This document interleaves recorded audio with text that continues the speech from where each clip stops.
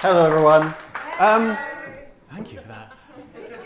I went to the dentist today, which was the second time in 2 days because I know how to party. It started a couple of weeks ago when I was having dinner and I managed to bust a tooth catastrophically while chewing on a slightly crispy oven chip. If that doesn't tell you everything you need to know about my dental health, nothing was.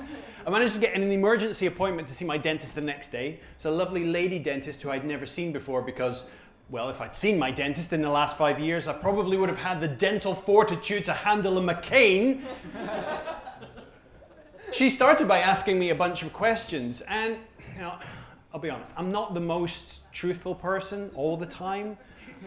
I've been known to tell a wee fib from time to time, but in my life, I have never lied so hard to a woman's face.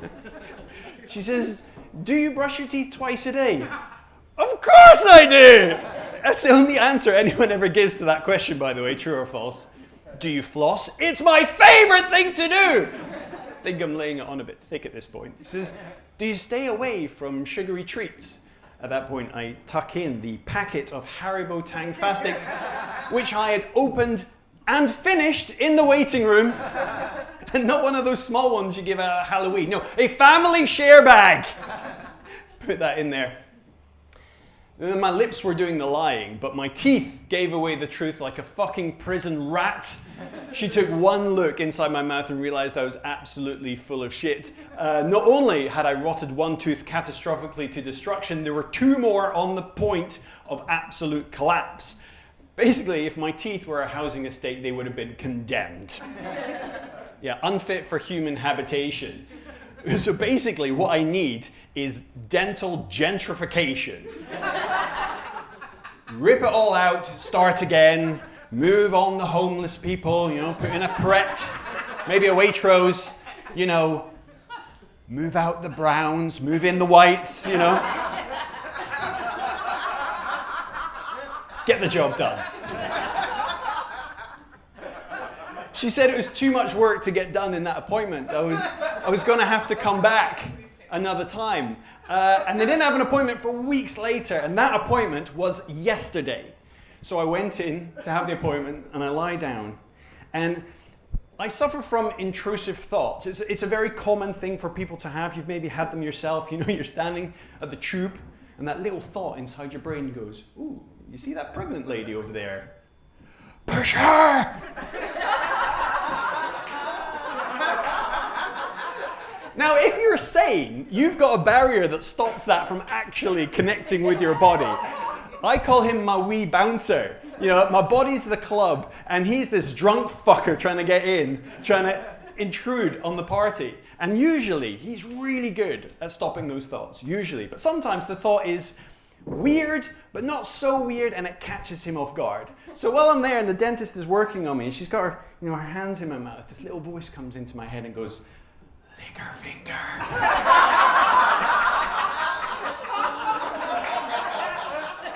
And it cropped up so quickly, I think the bouncer was looking the other way because I did. And it wasn't just a quick, it was a really slow,